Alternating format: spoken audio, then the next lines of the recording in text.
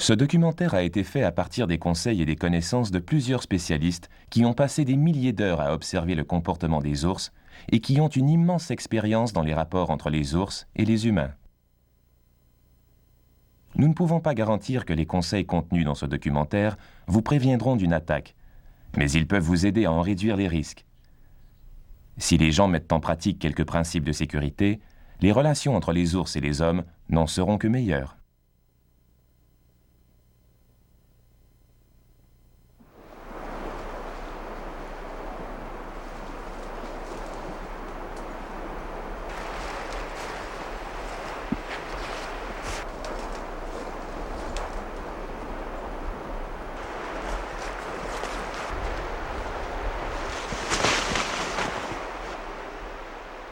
N'attendez pas d'être confronté à un ours pour vous demander comment il va réagir ou ce que vous auriez pu faire pour éviter sa rencontre.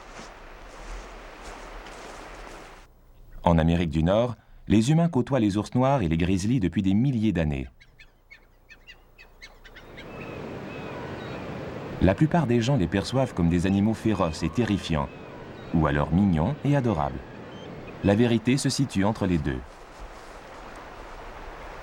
Les ours sont des animaux fascinants et de nature pacifique, mais ils peuvent aussi être dangereux et ils méritent notre respect.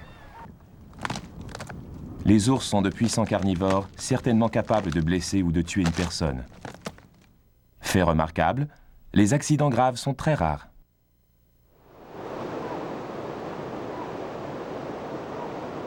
Les ours possèdent ce qu'il faut pour se causer mutuellement beaucoup de tort, mais ils ont développé des façons de minimiser les risques de blessures. La plupart des rencontres entre les ours font preuve de beaucoup de tolérance et de retenue. Ils font habituellement montre de la même tolérance envers les humains. La plupart des ours évitent les personnes même à leur insu. Chaque année, un nombre incalculable de personnes rencontrent des ours et ne subissent aucune blessure. Une rencontre, un retrait de part et d'autre, pas d'attaque, pas de blessure, pas de conflit. Mais il arrive à l'occasion qu'une rencontre avec un ours puisse avoir comme résultat des blessures ou la mort. En Amérique du Nord, chaque année, environ 3 personnes meurent d'une attaque faite par un ours, mais un plus grand nombre subit de graves blessures. Il faut parfois détruire les ours pour sauvegarder la vie et la sécurité des humains. Mais chaque année, des centaines d'ours sont aussi tués gratuitement. De plus en plus de gens vivent, travaillent et voyagent au pays des ours. Et dans certaines parties d'Amérique du Nord, les populations d'ours sont en croissance. Résultat, il y a plus de rencontres entre les humains et les ours. La majorité des gens ignorent comment éviter les ours et ne savent pas très bien quoi faire quand ils en rencontrent un. Et vous, le savez-vous ?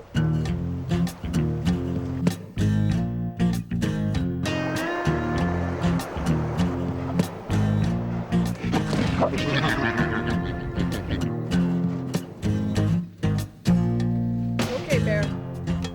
Whoa, Bear.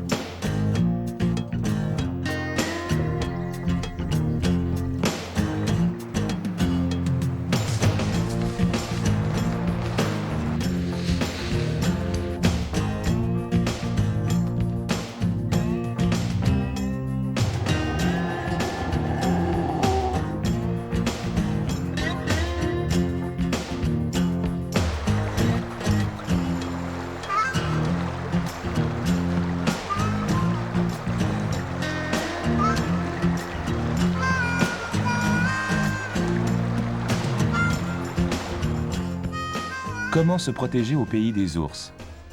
Une approche comportementale pour protéger les humains au pays des ours noirs et des grizzlies.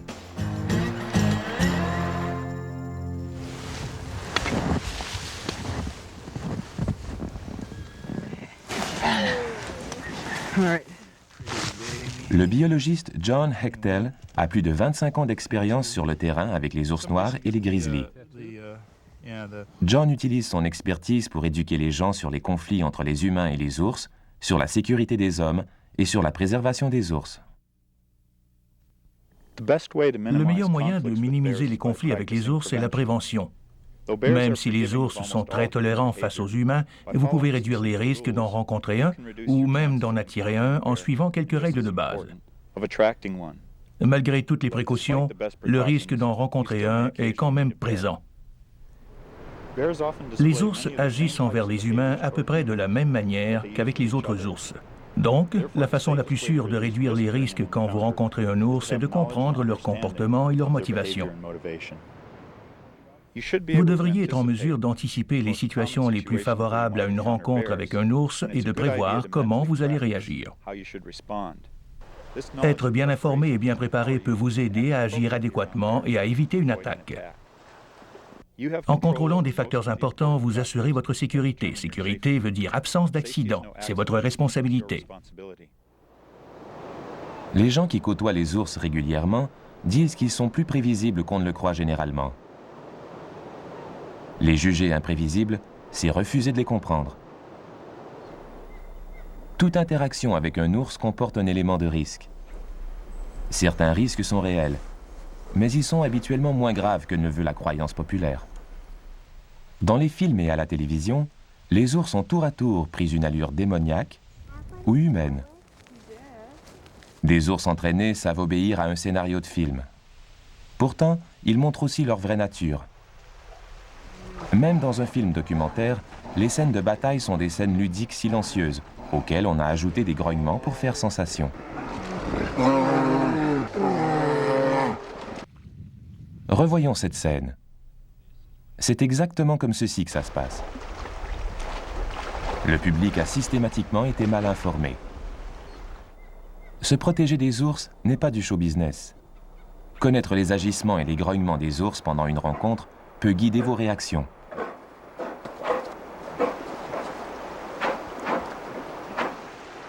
À partir de maintenant, les ours que vous verrez ne sont pas des ours savants, ni des ours en captivité. Nous ne pouvons pas illustrer tous les comportements des ours, mais vous allez voir comment ils réagissent en présence d'autres ours ou d'humains. Les ours noirs et les grizzlies ont beaucoup de points communs. Les deux espèces possèdent des sens très aiguisés. Leur odorat est légendaire et il se fie plus à leur nez qu'à leurs yeux ou à leurs oreilles. Leur ouïe et leur vue se comparent à celles de l'homme. Ils se dressent souvent sur leurs pattes arrière pour mieux voir ou pour identifier une odeur. Si vous pouvez voir un ours, il y a de fortes chances qu'il puisse vous sentir. Si le vent souffle dans sa direction et que le son est clair, l'ours vous a probablement repéré depuis un bon moment. Bien que leur sens soit vif, il est possible de surprendre un ours. Les ours sont des animaux lourds qui possèdent des pattes et un cou court, ce qui les rend très puissants. Ce sont d'habiles nageurs.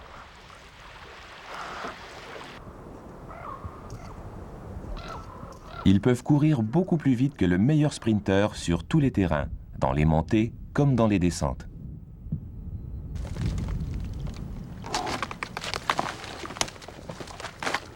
Les ours noirs sont meilleurs grimpeurs que les grizzlies, mais bien des grizzlies peuvent grimper aux arbres, comme cette femelle adulte.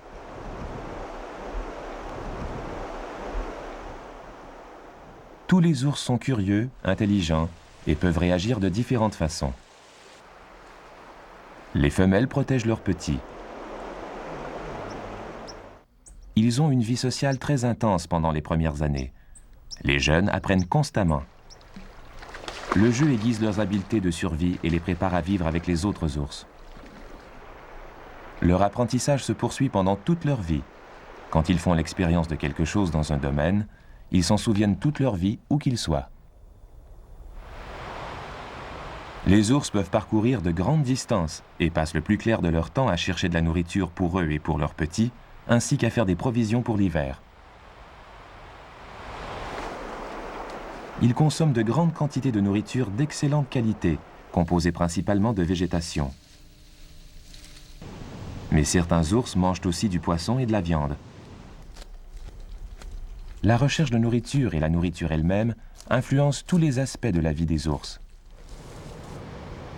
Ils cherchent aussi à s'accoupler, à établir leur domination ou à la confirmer, Enfin, ils défendent leur territoire, leur progéniture et leur nourriture.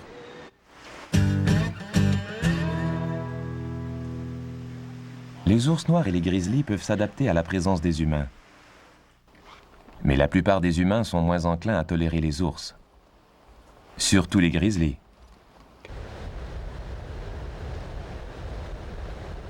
Un ours qui voit souvent des humains à une courte distance et qui n'a pas connu de mauvaise expérience apprend à les tolérer à cette distance. C'est ce qu'on appelle une accoutumance à l'humain. Mais cela ne veut pas dire que l'ours est apprivoisé. Il existe d'ailleurs certaines activités d'observation des ours où on peut les voir en groupe dans un secteur où la nourriture est abondante. Les chances d'observer des ours dans ces sites naturels uniques sont excellentes. Mais il faut s'assurer que les ours connaissent ces activités et qu'aucune nourriture humaine n'est à leur portée. La plupart des photographies et des films sont faits dans ces sites. Un ours habitué à la présence humaine peut facilement s'approcher de nourriture entreposée négligemment ou d'ordures ménagères. Certains ours associent activité humaine et nourriture. Dans leur recherche de nourriture humaine, ils peuvent devenir agressifs et causer des dommages matériels ou des blessures. Ces ours ont très rarement tué ou mangé quelqu'un. La plupart du temps, la victime, c'est l'ours.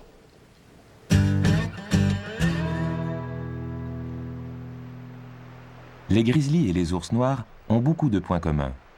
Mais les deux espèces ont aussi leurs particularités. Les grizzlies, les ours bruns et les kodiaks appartiennent à la même espèce. Pour éviter toute confusion, nous les appellerons les grizzlies. Les grizzlies vivent principalement dans les forêts et les grands espaces de l'Alaska, ainsi que dans l'ouest et le nord canadien, où ils sont parfois plus nombreux que les ours noirs. Il y a quelques populations isolées dans le nord-ouest des États-Unis.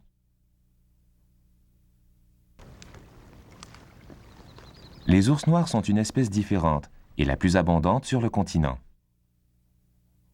On les retrouve sur un territoire très vaste dans les forêts canadiennes et américaines et dans certaines régions du nord du Mexique. L'espèce n'est pas le seul facteur qui vous aidera à choisir le comportement à adopter, mais il peut être utile de distinguer un grizzly d'un ours noir. Reconnaître l'espèce peut vous donner un indice sur les intentions de l'ours et sur votre façon de réagir. La couleur n'est pas un élément déterminant pour identifier les différentes espèces. Le pelage des grizzlies varie beaucoup. Il peut être blond, rougeâtre, brun foncé ou même noir. Un reflet argenté orne souvent l'extrémité de leurs poils. Certains ont même un collier blanc. Les grizzlies présentent habituellement une bosse entre les épaules.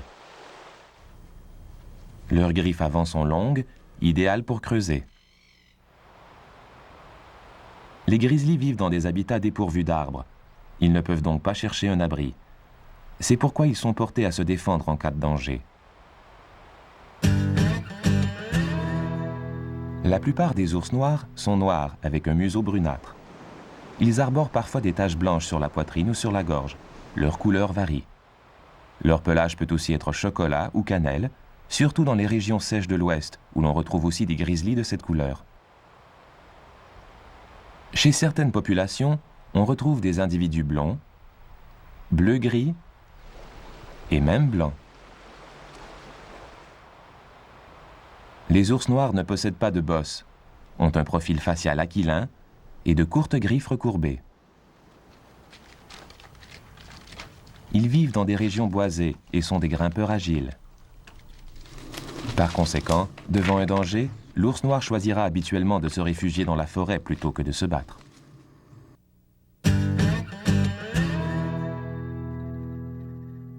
Les ours sont plutôt de nature solitaire, mais ils peuvent aussi être très sociables. Ils ont d'ailleurs développé une société structurée, mais souple.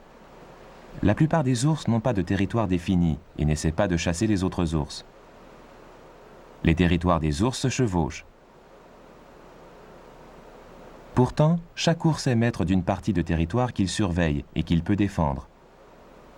L'étendue de cette partie territoriale et le degré de défense peuvent varier selon la nature de l'ours ou selon l'espèce.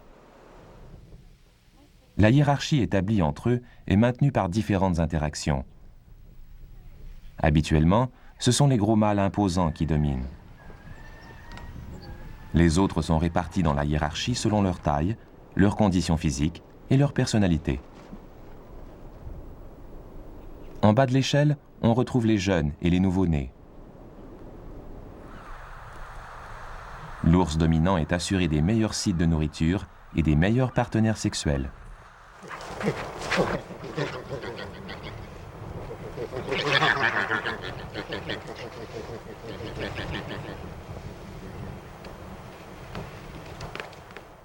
On apprend beaucoup en observant la manière dont les ours résolvent leurs conflits. On peut en tirer des leçons pour notre propre sécurité. Les ours se battent, c'est vrai, mais ce qui caractérise la plupart de leurs rencontres, ce sont certains rituels de retenue. La domination et la soumission se transmettent par le langage corporel.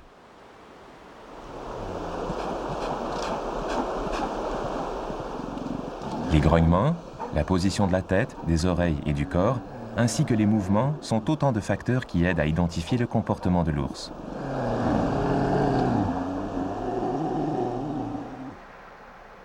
Les ours communiquent différents degrés d'inconfort et de stress. Certains signes sont subtils, comme un arrêt de l'activité en cours,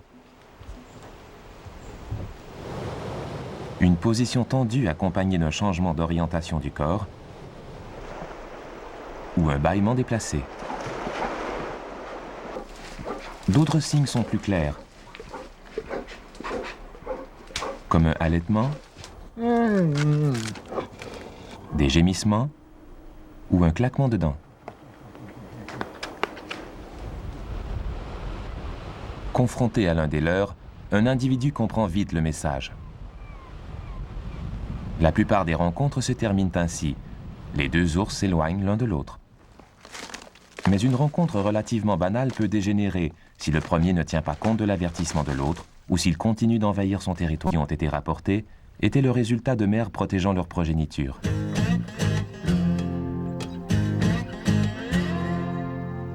Nous avons vu le comportement défensif. Voyons maintenant d'autres raisons pour lesquelles un ours s'approcherait de vous. D'autres raisons que la défense peuvent pousser un ours à s'approcher de vous. Ce peut être un ours curieux et habitué aux gens.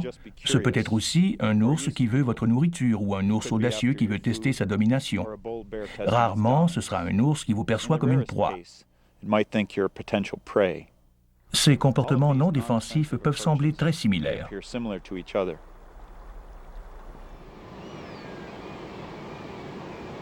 Il est possible qu'un ours veuille voir de plus près les activités humaines. Il peut se déplacer en cercle, dans la même direction que le vent, pour capter une odeur. À plus courte distance, il va habituellement s'approcher lentement en dressant les oreilles vers l'avant. Il relèvera la tête et le nez pour vous identifier. Les ours habitués à la présence humaine semblent indifférents quand il y a quelqu'un, surtout dans les secteurs où il y a souvent du monde. Il ne faut pas s'approcher d'eux pour